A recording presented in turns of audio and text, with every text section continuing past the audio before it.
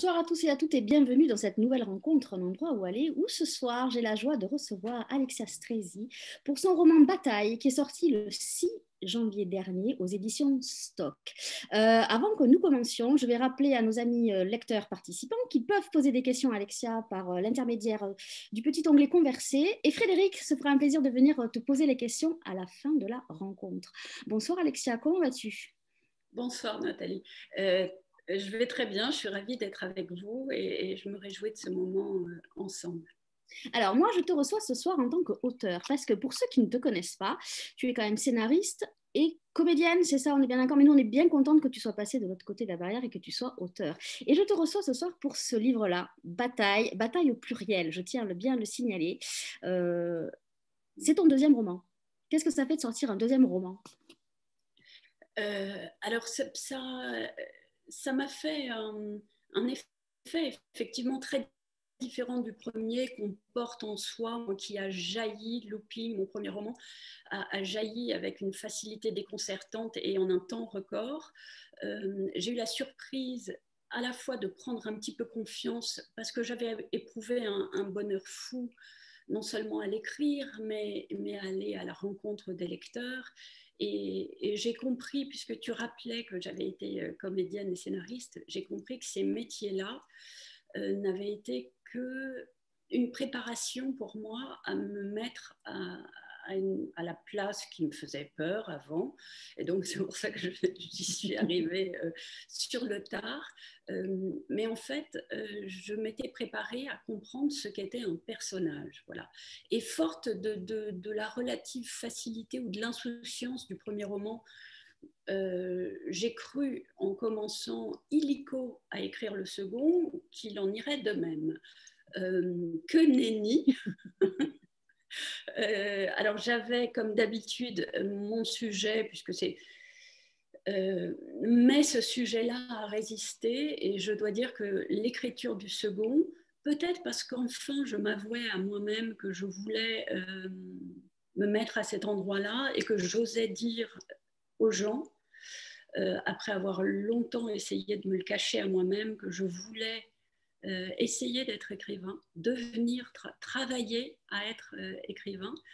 Ce deuxième roman s'est fait dans une plus grande conscience de ce qui se jouait et tout a été un peu plus lourd. Alors, je ne peux pas savoir ce qui est lié à mon état d'esprit et ce qui vient du sujet qui s'est imposé à moi, qui est effectivement, on va sans doute en parler, n'est pas que léger.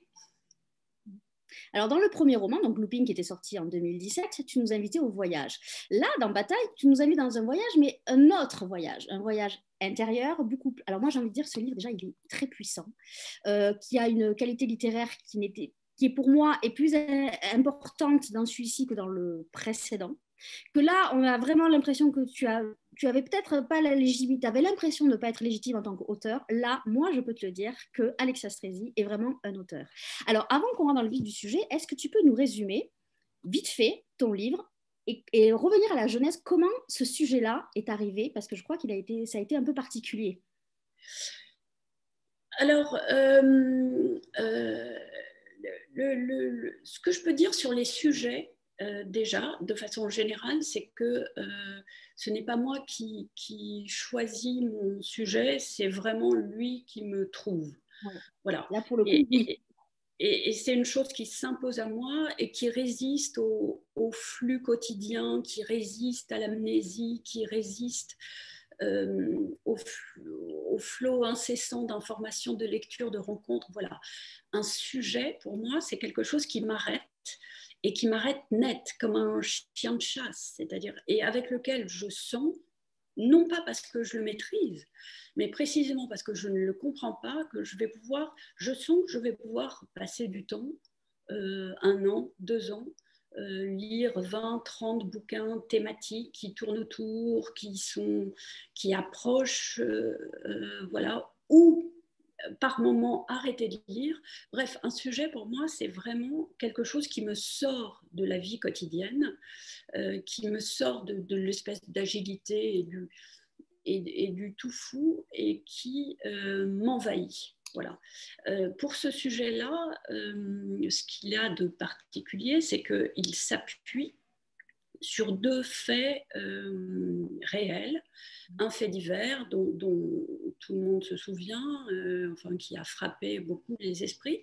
Une femme est allée, qui habitait dans la région parisienne, est allée à Berck-sur-Mer déposer sa petite fille, son bébé, sur une plage à marée montante. Ensuite, elle est retournée se coucher dans l'hôtel où elle avait réservé une chambre. Et puis, elle est rentrée chez elle le lendemain. Elle a expliqué au papa de l'enfant qu'elle avait envoyé sa fille au Sénégal chez sa grand-mère, puisque cette femme est d'origine sénégalaise. Et elle a repris sa vie, en l'occurrence des études de philosophie. Voilà. Et la France a été tenue en haleine pendant une dizaine de jours par ce qui n'était pas encore un infanticide, qui était d'abord la découverte terrifiante, incongrue, malsaine du cadavre d'un bébé sur une plage, jusqu'à ce qu'on débouche sur cette réalité qui est à la fois fascinante, décevante, abjecte, incompréhensible, à savoir un infanticide. Il y avait ça d'un côté, cette chose-là m'a frappée et cognait dans ma tête, plus que d'autres, voilà, je ne suis pas une spécialiste des infanticides, celui-là m'a retenue. Et par ailleurs, j'ai lu un article dans un magazine dans lequel il y avait un témoignage poignant de ceux qu'on appelle désormais les enfants de la Creuse, et qui sont donc des enfants réunionnais de familles pauvres, parfois orphelins, mais c'est tout le problème, pas toujours, qu'on a décidé d'extraire de leur milieu, alors certes pauvres, dans des conditions matérielles parfois déplorables, mais au nom d'une idée que l'aide sociale à l'enfance se faisait d'elle-même, du bien de l'enfant, et aussi à cause d'un problème démographique dans certains départements ruraux qui se dépeuplaient, on a décidé de prendre les enfants là où on avait l'impression qu'il y en avait trop et de les amener là où ça manquait. Voilà. Et ces enfants ont été arrachés à leur famille sans que ce soit dit. C'est évidemment un des aspects du scandale. Les parents croyaient envoyer leurs enfants en métropole pour qu'ils fassent des études et les enfants étaient supposés revenir les étés voir leur famille. Et ces ex-enfants réunionnais sont, pour la plupart d'entre eux, retournés 40 ans plus tard dans leur île natale. Et j'avais lu le témoignage absolument bouleversant d'une de ces victimes qui utilisait des mots très forts. Rafle, déportation, exil forcé, des mots qu'on croyait réservés à l'épisode le plus tragique qui soit de l'histoire contemporaine ou de l'histoire tout court. Voilà. Et j'ai eu envie de m'intéresser, alors je me suis renseignée, j'ai lu. Donc j'avais ces deux faits historiques, l'un qui était présent à l'esprit de beaucoup de gens, l'autre qui était méconnu, en tout cas que moi j'avais méconnu, et j'ai eu envie de les lier. Le point commun entre ces deux choses, c'était la couleur. Donc, j'ai créé un personnage qui me permettrait de passer de l'un à l'autre, qui aurait elle-même une problématique de couleur. Et puis ensuite, j'avais des petits problèmes techniques, c'est-à-dire qu'il fallait réussir à homogénéiser, d'une certaine manière, l'écriture du livre pour qu'il y ait autant de vérité, de véracité avec les personnages fictifs qui me permettait de passer d'une histoire réelle à une autre histoire réelle. Et il fallait, d'une certaine manière, lisser l'ensemble pour qu'on ait à la fin, c'était le souhait, l'idée, l'ambition, pour qu'on ait à la fin une personne arrêtée dans sa vie par ces deux faits réels. Il fallait qu'elle le soit autant que ce qui la frappait, auquel nous, lecteurs apporterions évidemment crédit, puisqu'on savait que ça nous était vraiment arrivé. C'est une réponse un peu longue, je viens de Non, non, mais c'est très bien de t'entendre parler là-dessus parce que, alors, je te rassure, tu l'as très bien fait, l'enchaînement de ces trois faits. Est-ce qu'on peut dire aussi que c'est un livre sur la quête de l'origine? Je pense que oui, ça on peut le dire. Bien sûr, c'est un livre, il y a plusieurs thématiques, c'est un livre sur la quête de l'origine, évidemment, au sens, quand on dit quête de l'origine, en l'occurrence, on pense, enfin moi j'ai pensé filiation problématique, c'est-à-dire comment on s'inscrit dans une généalogie qui a été tronquée. Ensuite, la question de l'abandon, toutes les formes qu'il peut prendre. Ensuite, la question de savoir à quel moment on échappe à ses parents. La question de l'origine, c'est aussi savoir d'où l'on vient, de qui l'on descend et comment être la fille de gens à qui qu'on va refuser ensuite, ou bien qui vont disparaître. Bref, il y a toute une réflexion et il y a plusieurs formes d'abandon dans ce livre. Ce bébé abandonné sur la plage, évidemment, ça c'est et qui va en mourir, ça c'est au-delà de l'abandon, c'est évidemment un assassinat. Il y a l'abandon de Rose dont la mère disparaît quand elle a 27 ans, sans la prévenir, sans expliquer, sans justifier, en laissant simplement une phrase terrible qui est « Si tu m'aimes, ne me recherche pas ». Et cette injonction est évidemment empoisonnée. C'est-à-dire, qu'est-ce que vous faites? Qu'est-ce qu'on fait si quelqu'un vous dit, si quelqu'un qui va mal vous dit « laisse-moi tranquille ». Qu'est-ce qu'on fait? Et est-ce qu'on obéit aux mots, au texte, ou est-ce qu'on obéit à la situation? Alors Rose, à qui sa mère, en disparaissant, ce qui était quand même évidemment le symptôme que quelque chose allait mal, Rose, que doit-elle faire? Donner à sa mère une preuve d'amour et donc la laisser disparaître, ou bien partir à sa recherche, ce qui est évidemment le réflexe de tout enfant qui refuse qu'on l'abandonne. Rose a d'abord obéi à cette injonction. Et puis un jour, elle a désobéi. Alors pourquoi, 10 ans plus tard, va-t-elle désobéir à cet ordre, à ce que lui a laissé sa mère? Je dirais pour une raison simple, parce qu'elle était prête. Parce qu'elle s'était construite à côté et en dehors de sa position d'enfant obéissant à sa mère. C'est un livre beaucoup sur la désobéissance, Bataille également. Et donc, 10 ans plus tard, au moment où elle se sent suffisamment forte pour passer outre cette preuve d'amour qu'elle croit devoir à sa mère, quelque chose va venir faire comme un déclic en elle. Ce quelque chose, c'est ce fait divers.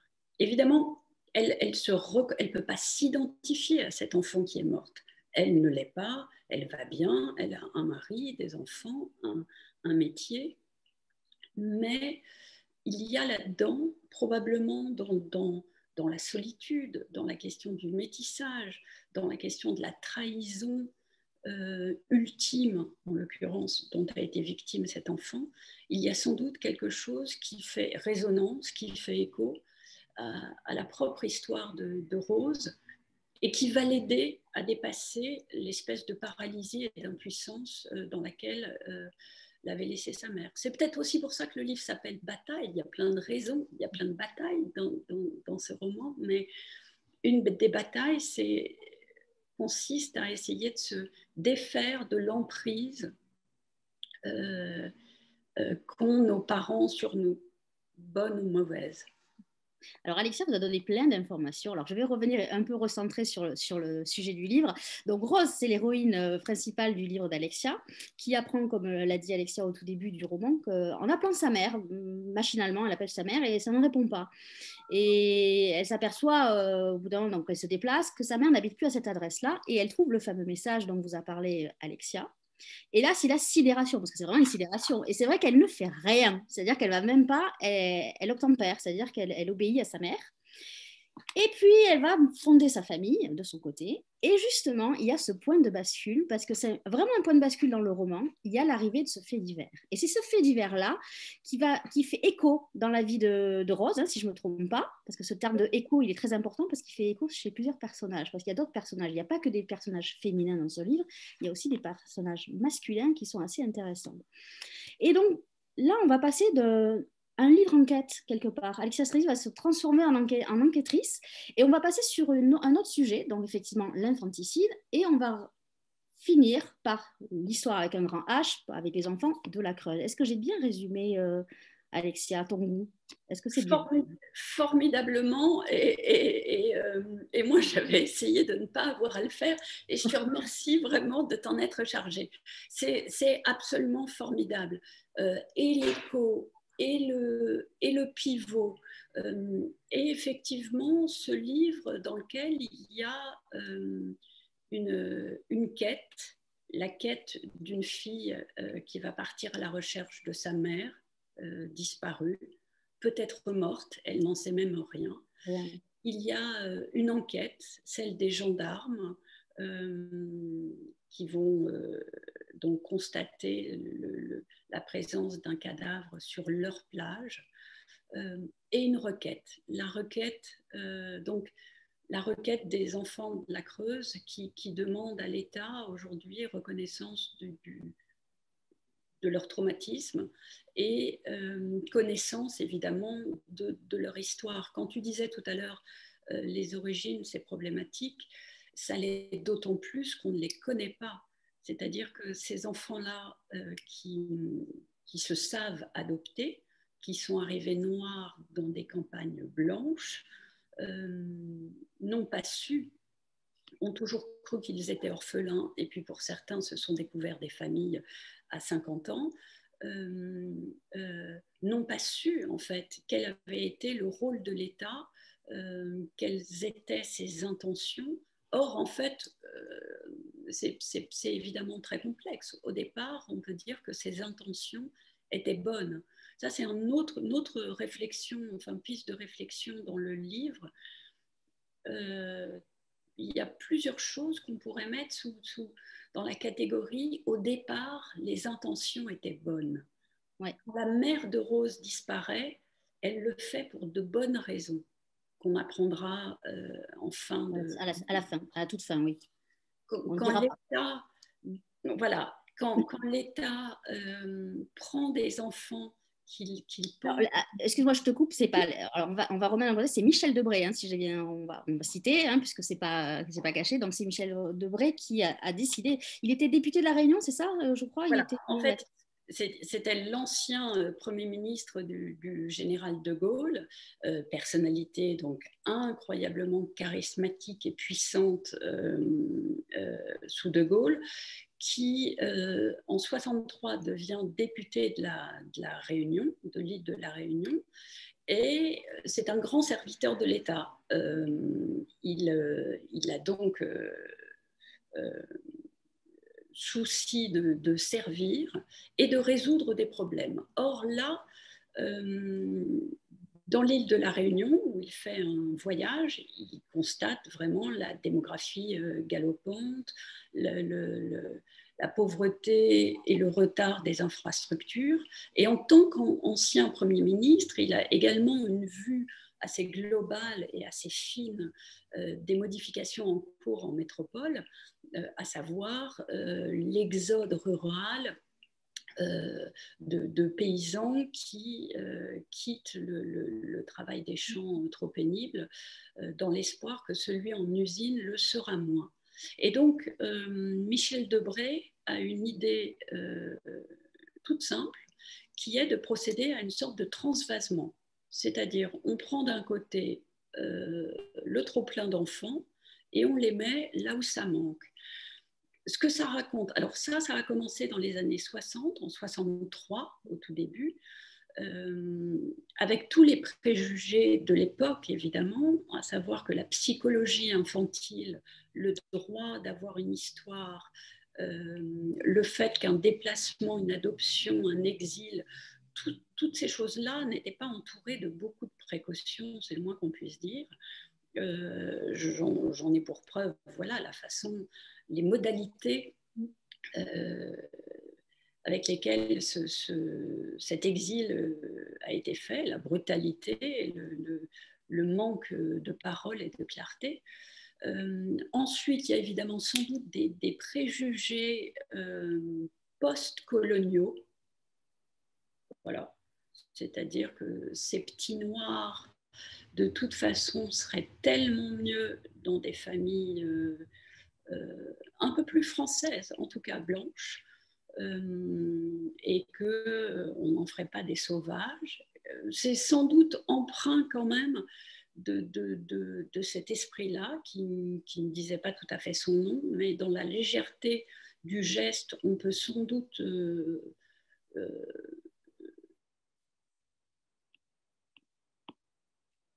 préjuger, ou en tout cas de l'emprunt encore d'un esprit colonial.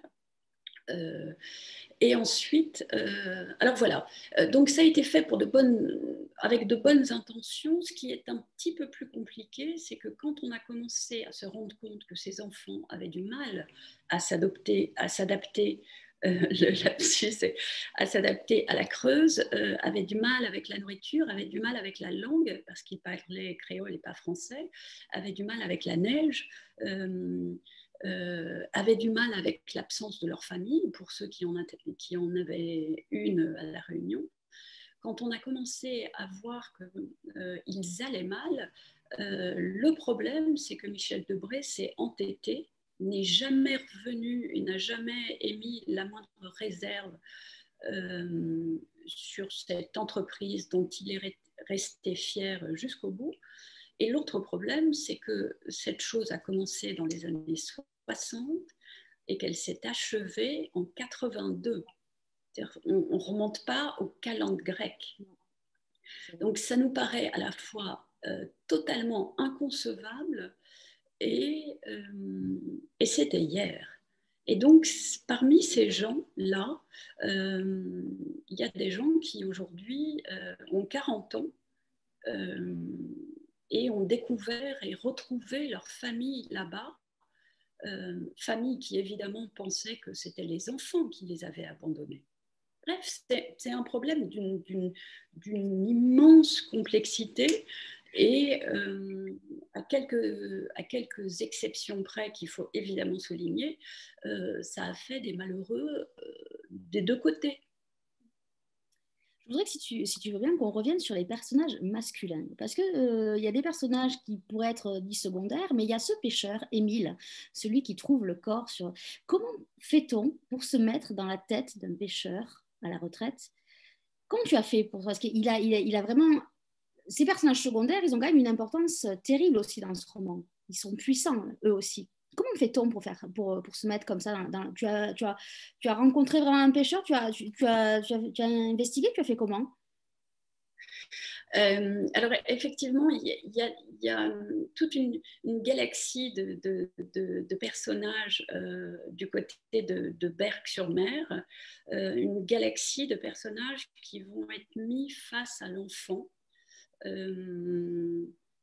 Et je voulais que chacun d'eux soit renvoyé à lui-même du fait de face à face avec quelque chose de monstrueux.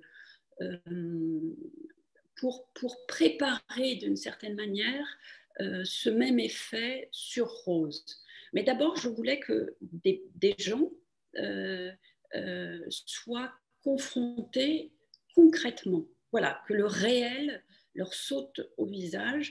Et le premier de tous, c'est donc ce vieux monsieur, un retraité délicieux, toujours amoureux de sa femme et qui tous les matins va pêcher la crevette avec des copains et qui traverse la plage selon une routine. Voilà. Tu me demandes comment je me suis mis dans la tête de ce pêcheur. Je crois que ce pêcheur, c'est moi, un petit peu. C'est-à-dire que c'est moi quand ce fait divers m'a arrêtée. C'est-à-dire que la sidération de ce monsieur, les petites phrases toutes simples du genre c'est pas possible, je comprends pas ce monde-là, comment en parler, comment me taire, je voudrais oublier, mais pourtant c'est là, ça revient. Tout ce que ce monsieur vit avec des phrases simples, c'est ce que j'ai vécu moi-même avant d'en faire un livre.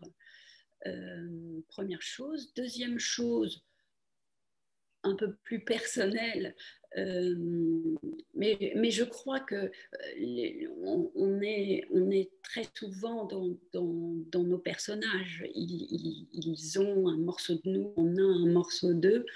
Il se trouve que j'ai grandi comme une petite sauvageonne sur des plages bretonnes, voilà, et que la solitude, les grands espaces et tout à coup la découverte qui vient dérégler un moment qu'on croyait ou un espace qu'on croyait connaître et maîtriser, c'est moi et c'est encore moi aujourd'hui. Et je pense que je suis vraiment dans... Et il y a un côté de moi aussi qui a cette placidité de la vieillesse, on va dire. C'est-à-dire ce besoin du cadre, cette façon d'essayer de tempérer l'anxiété, l'angoisse, par des choses un peu répétitives, routinières, la discipline que je mets dans l'écriture, par exemple. En fait, ce monsieur qui s'appelle Émile, c'est moi. Ensuite, il y a le flic. Alors, le flic, le flic, c'est moins moi, sauf que je l'ai traité dans son rapport, en l'occurrence difficile, au moment où je m'intéresse à lui, entre son travail et son quotidien.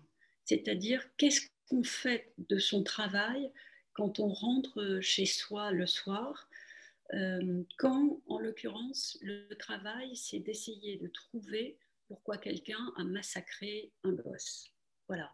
Et ce monsieur, qui d'ordinaire fait un travail sur des cambriolages, des rixes, évidemment parfois des choses plus difficiles, des noyades, ce monsieur n'est pas préparé, et tout flic qu'il est, n'est pas préparé à réfléchir et à se mettre dans la tête et à comprendre les raisons de la présence de ce cadavre sur la plage. Et donc, ce qui l'en ramène chez lui, c'est ce dont il n'arrive pas à se débarrasser au travail. Et donc, il y a sa vie au commissariat, le collègue, les discussions, les engueulades avec les collègues. Et puis, le fait que cette chose-là, on ne la laisse pas derrière soi quand on se couche le soir. Voilà. Elle l'obsède, elle l'occupe. En tout cas, il y a beaucoup d'humanité dans ton livre et il y a surtout aucun jugement. Et ça, c'est très important. J'ai une dernière question à te poser avant d'appeler quelqu'un que tu connais bien.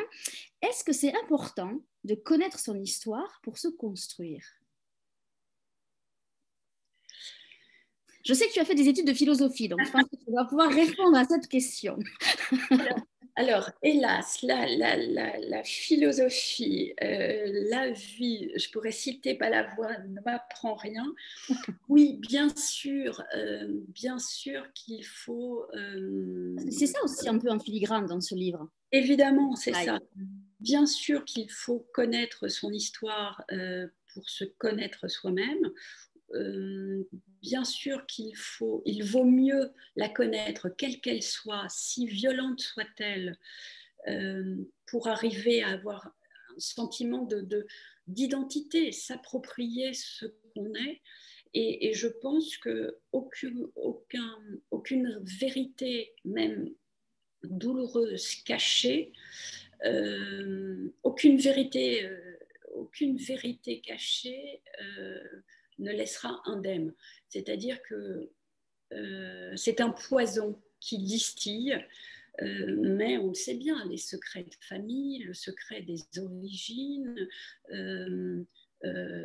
rendent fragiles, sont des poisons toxiques qui finissent par vous exploser à la figure. Je pense qu'on a tous autour de nous, ou dans nos histoires même, des exemples de ce type.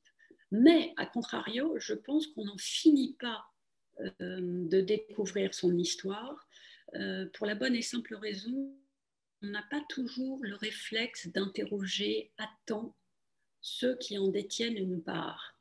Et que dans ce livre-là, j'ai voulu aussi, je suis revenue sans doute sur quelque chose qui va virer, est chez moi très présent, qui est parler, demander aux gens de votre lignée, de votre famille, demandez-leur qui ils sont avant qu'ils ne s'en aillent, parce que s'inscrire dans une généalogie, trouver sa place dans une histoire, ça donne une force incroyable, et l'intérêt qu'on porte aux gens dont on vient et aux endroits dont on est issu, je pense que c'est un trésor qui est indispensable à qui veut continuer son chemin jusqu'au bout sans avoir à un moment donné.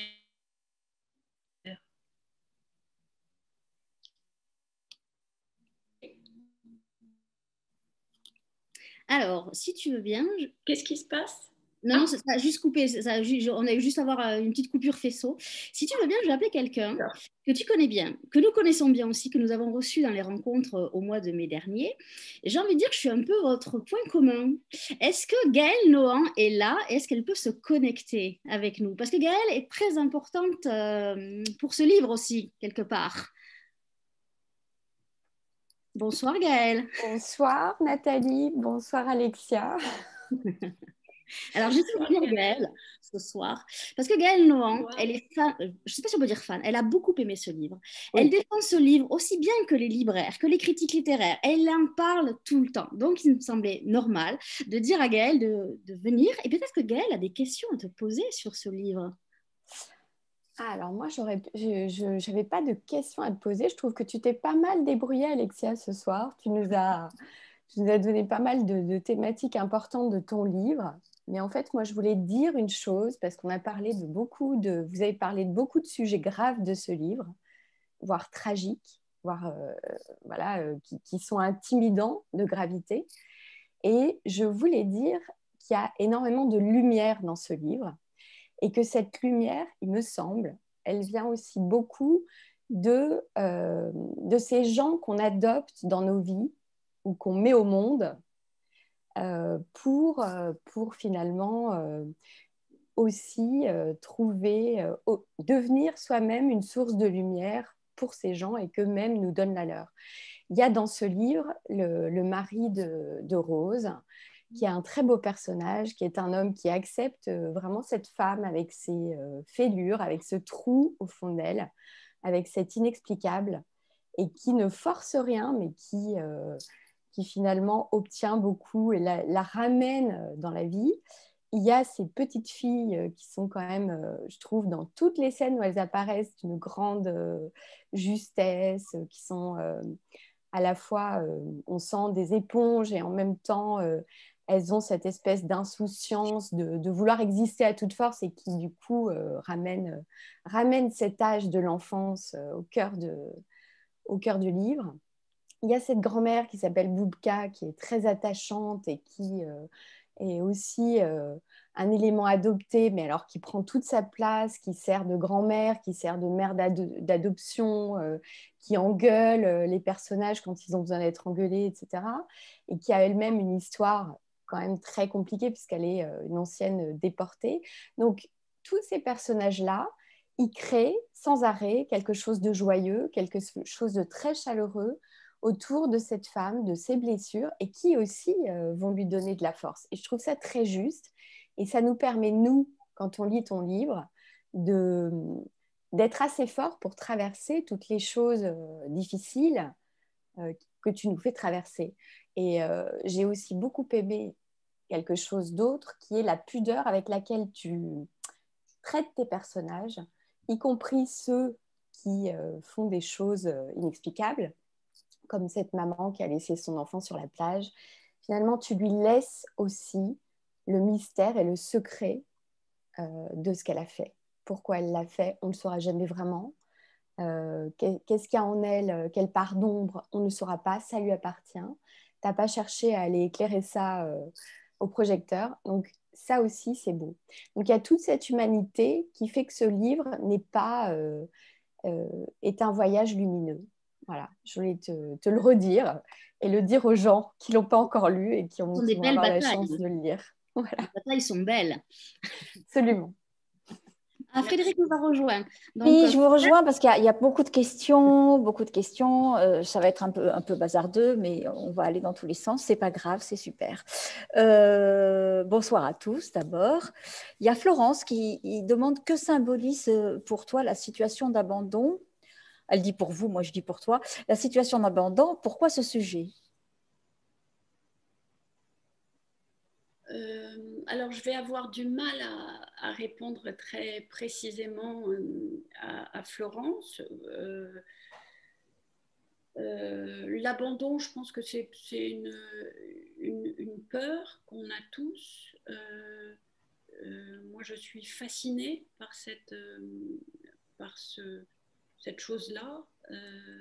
Comme je suis fascinée par le lien, ce sont évidemment des thématiques littéraires très, très fortes, on abandonne des choses, des gens, des âges, des lieux en cours de route. Être écrivain, c'est peut-être essayer de se souvenir de tout ce qu'on a laissé en cours de route, le rattraper. Il y a quelque chose comme ça sur le lâcher-prise, sur le laisser-filer et sur le retenir, qui est une chose qui me travaille. Et puis, il y a des raisons plus personnelles, forcément, sur lesquelles je n'irai pas. Ce qui répond à la question de Valérie qui disait ce thème de l'abandon fait-il écho à une expérience familiale? Donc non, on ne saura pas et c'est très bien comme ça. Fabrice demandait, je crains d'avoir raté quelque chose. Au départ, Alexia peut-elle nous dire pourquoi ces personnages, même les plus sangloteurs, ont une telle épaisseur, une telle importance? Est-ce que la bataille est toujours collective dans la vie? Oh, quelle belle question.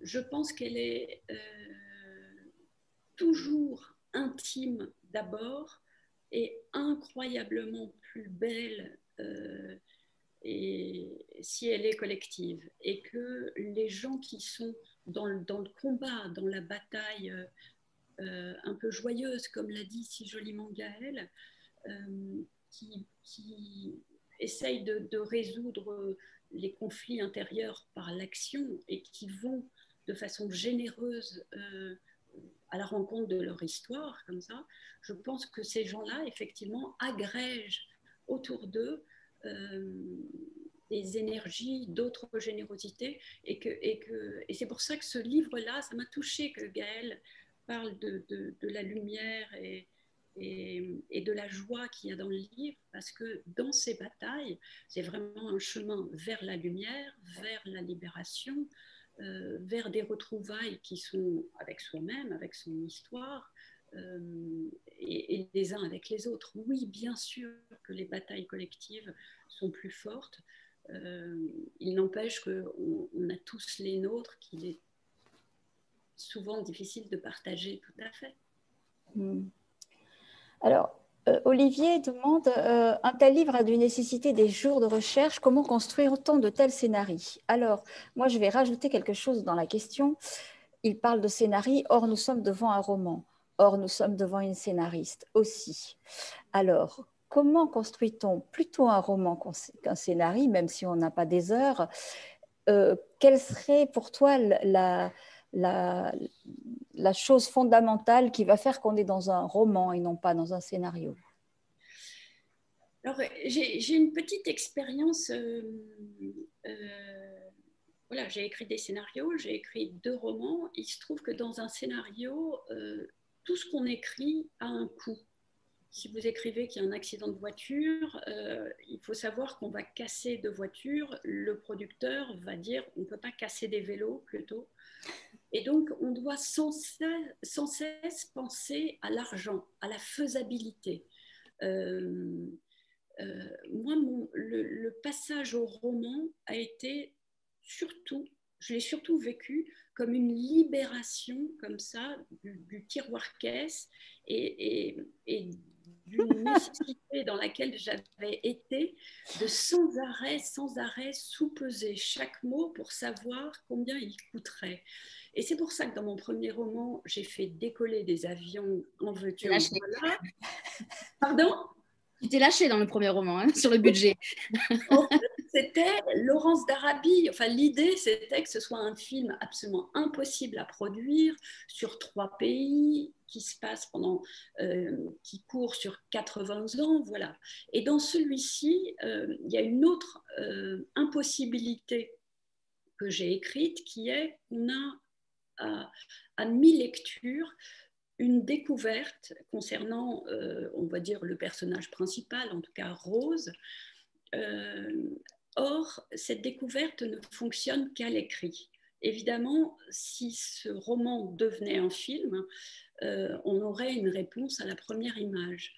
Et donc, je crée pour l'instant, et c'est peut-être pas très malin de ma part, je crée pour l'instant dans mes romans l'impossibilité. Première chose. Donc, je me tire une balle dans le pied, mais je fais ça pour me convaincre effectivement que c'est totalement autre chose. Deuxième chose, j'ai une écriture, paraît-il, assez cinématographique. C'est-à-dire qu'on voit les scènes, on voit les gens. Même si j'économise et j'essaie de ne pas trop faire de dialogue, moi j'entends leur voix. Voilà. C'est les choses que m'ont sans doute apprises les années passées comme comédienne à dire les mots des autres. Et je dois dire que c'est vrai que ça enrichit, ou en tout cas ça modifie mon écriture romanesque, et je suis sûre que mes livres portent la trace de ma formation de scénariste. Certaine. Et tu parlais tout à l'heure des comédiens et des personnages, et d'une certaine façon comment ton parcours t'avait amené jusqu'à l'écriture d'un personnage. On n'en parle pas très souvent. Moi, je connais beaucoup de comédiens qui répètent des scènes ou font en impro des scènes qui ne sont pas dans le film qu'ils vont jouer pour donner de la chair à ce personnage. Comment est-ce que toi, tu travailles la composition de tes personnages ? Est-ce qu'ils s'écrivent au fur et à mesure de l'histoire, ou est-ce qu'il y a des fiches et des fiches, des scènes qui ne sont pas dans le livre, des choses comme ça ? Alors pour l'instant, encore une fois, c'est un apprentissage, et j'apprends beaucoup de mes erreurs, qui n'en sont peut-être pas, mais des tâtonnements, et je modifie ma méthode de livre en livre. Enfin, en tout cas, j'essaye de la modifier quand elle ne m'a pas totalement, quand je l'ai trouvée insatisfaisante, mais je me rends compte également que j'ai tendance à reproduire les mêmes erreurs, et il faut donc peut-être que j'accepte que ça n'en soit pas, et appeler ces erreurs-là une méthode. Alors moi, j'ai 2 tendances lourdes. La première, c'est d'écrire 2 livres en un, et ensuite de devoir les découper comme on sépare des siamois. Et ensuite, je passe des semaines, voire des mois, à essayer de faire en sorte que la cicatrice soit la plus belle possible. Alors évidemment, j'adorerais pouvoir me concentrer sur mon livre, sur mon vrai sujet, et ne pas avoir à en passer par 150 pages supplémentaires écrites avec amour et avec soin, et ensuite jeter à la poubelle avec quand même, mais en étant persuadée que c'est la bonne chose à faire. Donc ça, Vous avez compris, elle fait du montage en plus, hein. Elle n'est pas que scénariste. C'est ça. Tu montes les livres. Et en fait, ça rejoint un autre problème auquel j'espère trouver une solution, en tout cas pouvoir remédier, c'est que j'ai compris lors de l'écriture de mes 2 premiers romans, j'ai compris mon sujet, mon véritable sujet, assez tardivement dans l'écriture.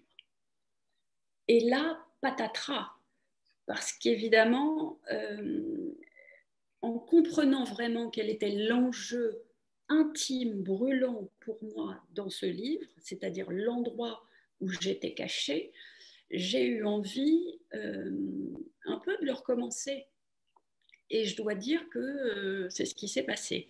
Donc, c'est pour ça quand on me demande pourquoi tu ne publies que tous les 3 ans, pour l'instant, c'est parce qu'il faut le temps d'écrire plus pour enlever, il faut le temps pour arriver à comprendre quelle était l'idée de départ et véritablement la traiter une fois que je l'ai comprise. Voilà. Autant vous dire que j'aimerais bien que ça change pour le 3e roman sur lequel je commence à travailler maintenant, mais, et Gaëlle peut-être pourra dire quelque chose, mais on n'est jamais tout à fait sûr de s'y prendre mieux la fois suivante. Alors, justement, on rebondit avec Florence qui demande si vous abandonnez donc une partie de vos écrits, que ressentez-vous alors? Mais je ne suis pas sûre que c'est un abandon, là, pour le coup. C'est une remise en perspective. Oui, oui, tout à fait. En fait, je recentre, je resserre, je n'abandonne rien du tout, je jette parce que non seulement ça ne me sert plus, mais ça dessert l'ensemble. C'est-à-dire qu'une fois qu'on a compris, alors évidemment, ce serait plus simple de savoir dès le début ce qu'on veut dire et ensuite de faire le voyage en sifflotant. Je n'ai ni pour l'instant ce métier-là, ni peut-être cette volonté de maîtrise non plus. Voilà. Donc, en fait, ce que je jette ne me servait pas et ça fait mal au cœur sur le moment, hein. Évidemment, je ne le cache pas, mais c'est fait sans regret dès que j'ai la certitude que ça n'aiderait pas l'histoire à devenir ce qu'elle est, à la faire advenir. Voilà. Et à un moment donné, l'écriture, c'est vraiment enlevé. Oui, c'est une réalité au cinéma aussi. Il y a des scènes qu'on tourne et finalement, on ne les met pas dans le montage final. Et voilà. J'avais un prof de théâtre qui disait on se rencontre de manque à manque. Et je crois que quand on rencontre un livre dans cette aventure, et vous me direz stop si je dis des bêtises, les filles, j'ai l'impression qu'il y a ce manque à manque et que finalement, c'est ça qui fait, et je suis désolée Alexia, je vais être horrible, mais au 13e, on vit encore ça. Ça vous encourage pas? Non, mais c'est magnifique. Oui. C'est magnifique parce qu'on rencontre un kaléidoscope qui se déploie, qui se déploie, qui se déploie, et finalement, on n'a besoin que de 2 ou 3 couleurs. Mais ce qu'on vit pendant le déploiement du kaléidoscope, c'est irremplaçable, c'est absolument merveilleux. Et puis après, si on ne met pas tout le kaléidoscope, c'est mieux pour le lecteur. Bien sûr. Mais on n'est pas obligé de rentrer dans la cuisine pour apprécier un plat. Gaëlle, je t'ai vu acquiescer pendant tout ce que disait Alexia. Est-ce que tu as quelque chose à dire là-dessus? Moi, je fais un peu comme Alexia, donc c'est-à-dire que je suis incapable de savoir avant de commencer un livre. J'ai une idée de ce dont tu vas parler, mais le vrai, en effet, le chemin, je le fais au fur et à mesure, et à la fin du livre, je peux élaguer parce que je comprends de quoi parle mon livre. Mais je ne sais pas si c'est vraiment possible de le savoir avant de l'avoir fini, ça, de savoir de quoi va parler le livre. Il y en a certainement qui y arrivent, mais c'est le voyage aussi qui nous emmène ailleurs ou vers le vrai sujet. Donc, je pense que ça, c'est absolument indispensable, cette part-là. C'est très intéressant ce que tu dis, Gaëlle, du vrai sujet. C'est-à-dire qu'en fait, en écrivant, il y a immanquablement un déplacement qui s'opère. C'est-à-dire qu'on part évidemment quand même avec une intention, un sujet, quelque chose on a l'impression à peu près de comprendre et de pouvoir s'y reconvenir. Et c'est vrai que ce n'est pas juste l'écriture au sens romantique, des pages et des pages, des phrases après des phrases. Non, c'est vraiment le fait que l'écriture creuse et vide quelque chose qu'on pensait être le sujet, et avec ce qu'on vient de la terre, comme ça, qu'on vient d'enlever du trou qu'on a fait, on se rend compte que la montagne à côté est presque plus intéressante et qu'en fait, l'arbre cachait la forêt. Non, la forêt, enfin, je ne sais plus. C'est-à-dire qu'effectivement, le vrai sujet apparaît. Il est sans doute, en tout cas moi, les 2 fois, c'est ce qui m'est arrivé, le vrai sujet était beaucoup plus difficile pour moi à affronter que le sujet de départ, qui me donnait une sensation de on devrait y arriver avec un peu de travail quotidien, et voilà. Et donc j'ai besoin de ce faux sujet ou de ce sujet écran pour avoir l'impression que on peut aller, banco, on y va. Et à un moment donné, je suis face à quelque chose que je comprends être le véritable enjeu. Et en général, en général, pardon, hein, je n'en ai écrit que 2. Là, je m'envole un peu, mais ça fait plein de pages. Ce sujet qui apparaît est le sujet qui blesse, est celui qui écorche, est celui qui est difficile. Et à cet endroit-là où on se fait un peu mal, où on a l'impression que commence une autre partie du travail, un petit combat, et c'est passionnant. Enfin, vraiment, ce combat-là, qui s'appelle donc écriture, c'est un bonheur, c'est devenu une drogue. Et je voudrais juste revenir, pardon, je te coupe pas, parce que je voudrais juste revenir à une question par rapport à ce combat. Valérie demande, avec un sujet aussi lourd, pourquoi avoir choisi de le condenser en seulement 250 pages? C'est une question très intéressante. Oui, alors, j'ai choisi, effectivement, il y avait, avec ces personnages, avec les thématiques, avec les enfants de la Creuse, Ariane Bois, par exemple, a consacré un livre entier, évidemment, qui s'appelle L'île aux enfants. Jablonka aussi avait écrit sur les enfants de la Creuse. En tant que sociologue, plus, c'est le Jablonka, pas tout à fait écrivain. Oui.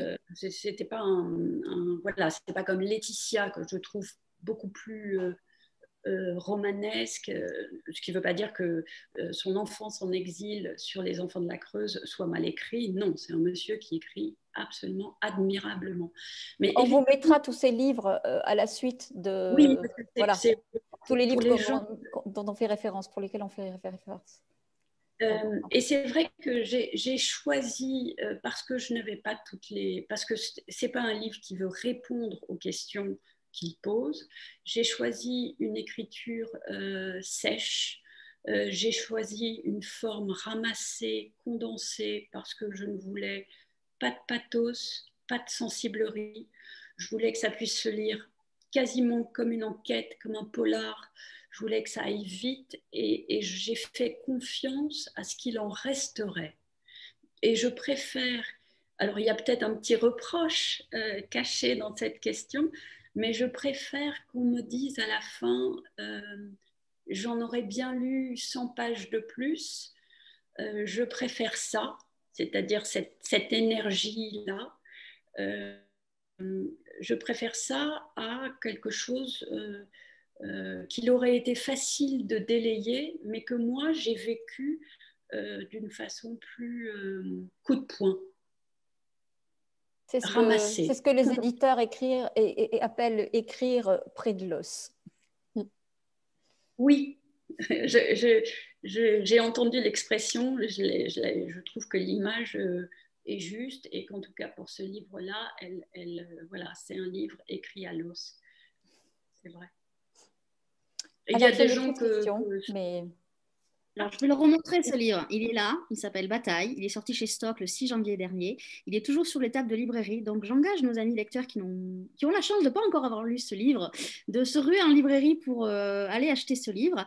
Comme Gaëlle est là, Gaëlle aussi, elle a une actualité. Son livre est sorti en poche. La femme révélée est en poche. Donc, vous pouvez aussi aller acheter les 2 livres. Voilà, vous ferez un bon combo. C'est parfait, ils sont là.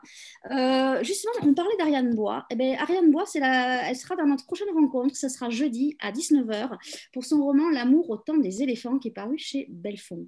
Je vais vous remercier, mesdames, d'avoir été là ce soir. Un grand merci à Gaëlle parce que je sais qu'elle est en écriture. Elle a libéré du temps pour nous. Mais c'était important qu'elle soit là pour Alexia parce que c'est une vraie ambassadrice de ce livre. Une bonne attachée de presse, j'ai envie de dire. Alexia, un grand merci d'avoir été avec nous ce soir pour parler de ton roman. Moi, j'ai vraiment beaucoup aimé ce roman et je t'attends sur le 3e. Je te laisse le mot de conclusion avant de vous dire au revoir. Alexia, c'est à toi.